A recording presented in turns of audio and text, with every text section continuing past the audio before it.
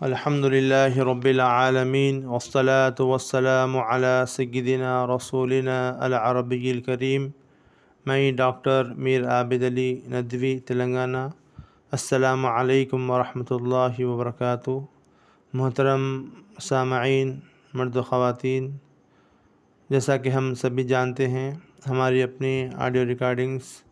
حیات الصحابہ میں جو عناوین ہیں صحابہ کرام سے متعلق، اس سے متعلق آڈیو ریکارڈنگ ہو رہی ہے۔ آج کا ہمارا اپنا عنوان نبی کریم صلی اللہ علیہ وسلم کی اطاعت اور آپ صلی اللہ علیہ وسلم کے اتباع، یعنی آپ صلی اللہ علیہ وسلم کی پیروی کرنے والے صحابہ کرام اور آپ صلی اللہ علیہ وسلم کے خلفائے راشدین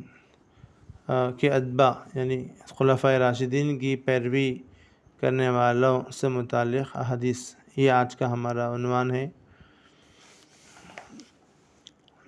حضرت ابو ہریرہ رضی اللہ عنہ حضور اقدس صلی اللہ علیہ وسلم کا ارشاد نقل فرماتے ہیں: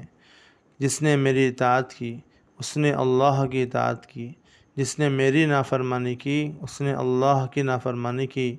اور جس نے میرے امیر کی اطاعت کی اس نے میری اطاعت کی، اور جس نے میرے امیر کی نافرمانی کی اس نے میری نافرمانی کی۔ یہ حدیث بخاری شریف کی ہے۔ یعنی اللہ کے رسول صلی اللہ علیہ وسلم کی اطاعت اللہ تعالیٰ کی اطاعت کی طرح ہے۔ ایسے ہی اللہ کے رسول صلی اللہ علیہ وسلم جس کو امیر بنائے، جس کو ذمہ دار بنائے، اس کی اطاعت کرنا اللہ کے رسول صلی اللہ علیہ وسلم کی اطاعت کی طرح ہے۔ دوسری حدیث، حضرت ابو ہریرہ رضی اللہ عنہ روایت فرماتے ہیں، حضور اقدس صلی اللہ علیہ وسلم نے فرمایا کہ میری ساری امت جنت میں داخل ہوگی، لیکن جو انکار کرے گا وہ جنت میں داخل نہیں ہوگا۔ عرض کیا گیا، یعنی پوچھا گیا، کون انکار کرے گا اللہ کے رسول؟ تو آپ صلی اللہ علیہ وسلم نے فرمایا، جس نے میری اطاعت کی وہ جنت میں داخل ہوگا، اور جس نے میری نافرمانی کی گویا کہ اس نے انکار کیا، وہ دوزخ میں داخل ہوگا۔ یہ حدیث بھی بخاری شریف کی ہے۔ تیسری حدیث، حضرت جابر رضی اللہ تعالیٰ عنہ ارشاد فرماتے ہیں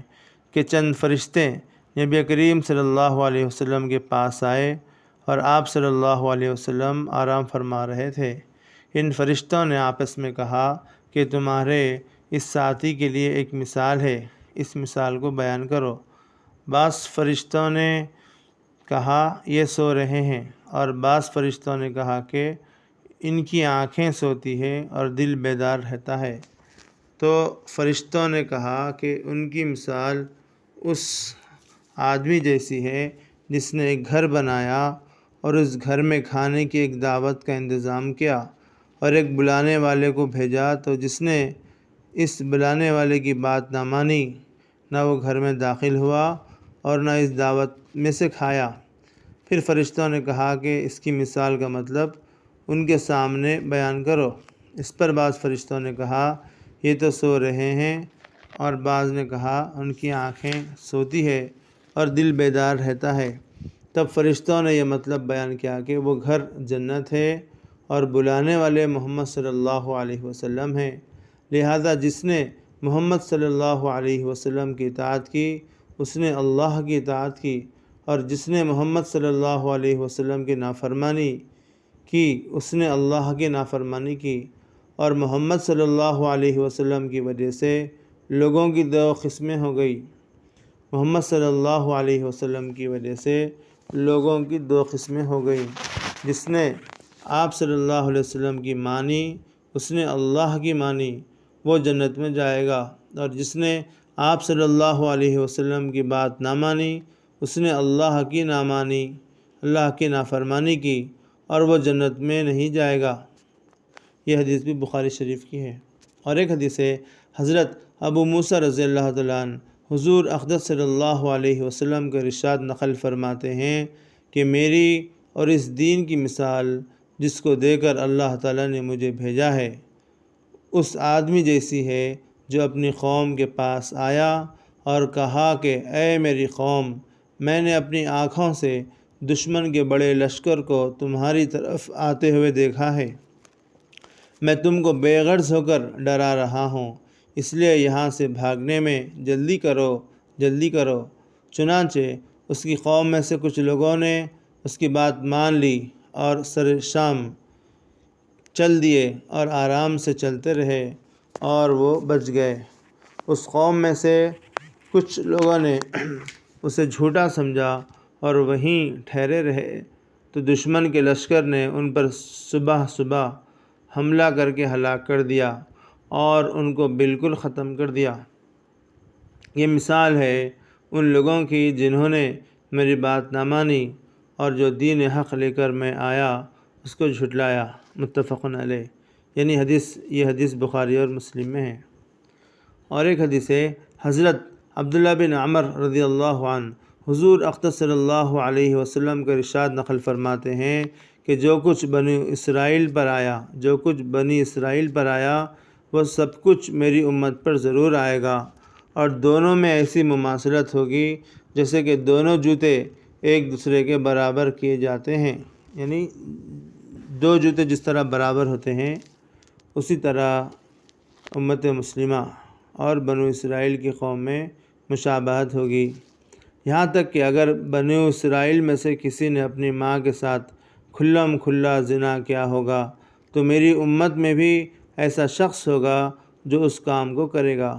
اور بنو اسرائیل 72 فرقوں میں تقسیم ہو گئے تھے، میری امت 73 فرقوں میں تقسیم ہو جائے گی، اور ایک فرقے کے علاوہ باقی تمام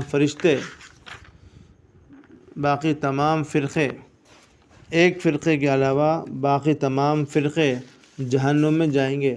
صحابہ رضی اللہ عنہم نے عرض کیا، یا رسول اللہ، وہ ایک فرقہ کون سا ہے؟ تو آپ صلی اللہ علیہ وسلم نے فرمایا، جو اس راستے پر چلے جس پر میں اور میرے صحابہ ہیں۔ حضرت ارباز بن ساریہ رضی اللہ عنہ فرماتے ہیں کہ ایک دن حضور اقدس صلی اللہ علیہ وسلم نے ہمیں نماز پڑھائی اور پھر اپنے چہرے انور کے ساتھ ہم لوگوں کی طرف متوجہ ہوئے اور ایسا مؤثر واعظ بیان فرمایا کہ آنکھوں سے آنسو جاری ہو گئے اور دل کانپ گئے۔ ایک شخص نے عرض کیا، یا رسول اللہ، آپ صلی اللہ علیہ وسلم کا یہ واعظ ایسا معلوم ہوتا ہے جیسا کہ جانے والے کا آخری واعظ ہوا کرتا ہے، لہٰذا آپ صلی اللہ علیہ وسلم ہمیں کن خاص باتوں کی تاکید فرماتے ہیں؟ تو آپ صلی اللہ علیہ وسلم نے فرمایا، میں تمہیں اس بات کی وصیت کرتا ہوں کہ اللہ تعالیٰ سے ڈرو اور امیر کی بات سنو اور مانو، اگرچہ وہ حبشی غلام ہو، کیونکہ تم میں سے میرے بعد جو بھی زندہ رہے گا وہ بہت سے اختلافات دیکھے گا، تو ایسی صورت میں میری اور ہدایت یافتہ خلفائے راشدین کی سنت پر عمل کرتے رہنا اور اسے تھامے رکھنا اور دانتوں سے مضبوط پکڑے رکھنا اور نئی باتوں سے بچنا، کیونکہ ہر نئی بات بدعت ہے اور ہر بدعت گمراہی ہے۔ یہ حدیث ترمذی شریف کی ہے۔ دوسری حدیث حضرت عمر رضی اللہ تعالیٰ عنہ حضور اکرم صلی اللہ علیہ وسلم کا ارشاد نقل فرماتے ہیں کہ میں نے اپنے رب سے اپنے بعد صحابہ رضی اللہ عنہم میں ہونے والے اختلاف کے بارے میں پوچھا تو اللہ تعالیٰ نے میرے پاس یہ وحی بھیجی کہ اے محمد، آپ صلی اللہ علیہ وسلم کے صحابہ میرے نزدیک آسمان کے ستاروں کے مانند ہے، ہر ستارے میں نور ہے، لیکن بعض ستارے دوسروں سے زیادہ روشن ہیں۔ جب صحابہ رضی اللہ عنہم کی کسی امر کے بارے میں، کسی حکم کے بارے میں رائے مختلف ہو جائے تو جو آدمی ان میں سے کسی بھی ایک کی رائے پر عمل کر لے گا، جو آدمی ان میں سے کسی بھی ایک صحابی کی رائے پر عمل کر لے گا وہ میرے نزدیک ہدایت پر ہے۔ اور آپ صلی اللہ علیہ وسلم نے فرمایا، میرے صحابہ ستاروں کے مانند ہے، جس کی بھی اقتداء کرو گے، جس کی بھی بات مانو گے، ہدایت پا جاؤ گے۔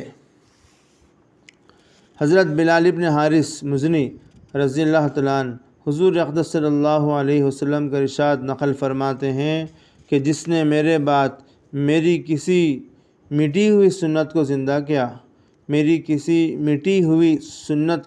کیا تو جتنے لوگ اس سنت پر عمل کریں گے ان سب کے برابر اسے اجر ملے گا، اور اس سے ان لوگوں کے اجر میں کوئی کمی نہیں آئے گی۔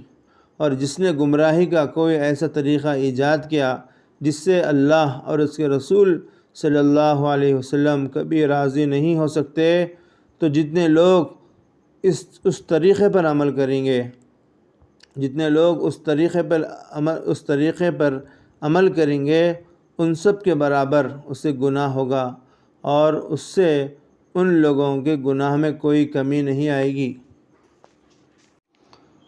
حضرت عمرو بن عوف رضی اللہ عنہ حضور اقدس صلی اللہ علیہ وسلم کا ارشاد نقل کرتے ہیں کہ دین حجاز کی طرف ایسے سمٹ آئے گا جیسے کہ سانپ اپنے بل کی طرف سمٹ کر آتا ہے، اور دین حجاز میں اپنی جگہ اس طرح ضرور بنا لے گا جس طرح پہاڑی بکری شیر کے ڈر کی وجہ سے پہاڑ کی چوٹی پر اپنی جگہ بنا لیتی ہے۔ دین شروع میں اجنبی تھا اور عنقریب پھر پہلے کی طرح اجنبی ہو جائے گا، لہٰذا ان لوگوں کے لیے خوشخبری ہے جن کو دین کی وجہ سے اجنبی سمجھا جائے، اور یہ وہ لوگ ہیں جو میرے بعد میری جس سنت کو لوگ بگاڑ دیں، یہ اس سنت کو ٹھیک کر دیتے ہیں۔ سنن ترمذی۔ حضرت ابن عباس رضی اللہ عنہ حضور اقدس صلی اللہ علیہ وسلم کا ارشاد نقل فرماتے ہیں کہ میری امت کے بگڑنے کے وقت جس نے میری سنت کو مضبوطی سے تھامے رکھا اسے 100 شہیدوں کا ثواب ملے گا۔ سنن بیہقی۔ حضرت انس رضی اللہ عنہ روایت کرتے ہیں حضور اقدس صلی اللہ علیہ وسلم کا ارشاد نقل فرماتے ہیں کہ جو میری سنت سے منہ پھیرے گا اس کا مجھ سے کوئی تعلق نہیں ہے۔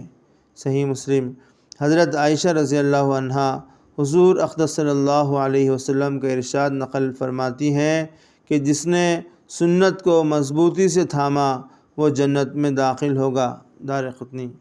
حضرت انس رضی اللہ عنہ حضور اقدس صلی اللہ علیہ وسلم کا ارشاد نقل فرماتے ہیں کہ جس نے میری سنت کو زندہ کیا اس نے مجھ سے محبت کی، اور جس نے مجھ سے محبت کی وہ میرے ساتھ جنت میں ہوگا۔ محترم حضرات، یہ اللہ کے رسول صلی اللہ علیہ وسلم کی اور صحابہ کرام کی اتباع سے متعلق چند احادیث تھی۔ اس میں بنیادی طور پر جو بات بتائی گئی، اللہ کے رسول صلی اللہ علیہ وسلم کی آنکھ سوتی ہے اور دل جاگتا ہے، اس کا مطلب یہ ہے کہ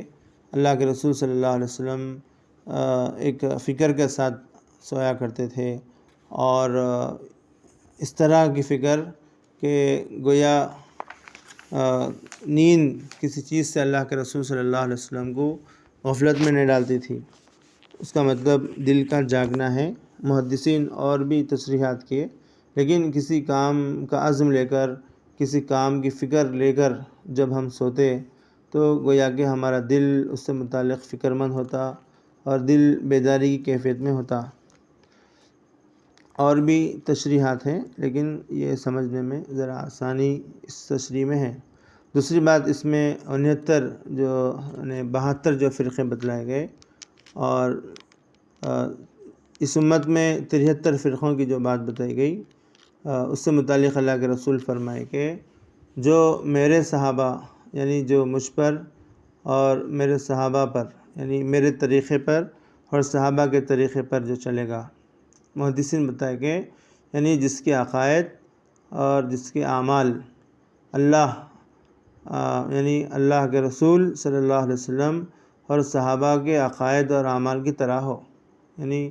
جس کے عقائد، جس کے بلیفز اور تھاٹس اور جس کا جو ہے لائف اسٹائل اللہ کے رسول اور صحابہ کرام کے مطابق ہوگا، وہ فرقہ یعنی وہ جماعت جنت میں جائے گی۔ تیسری اس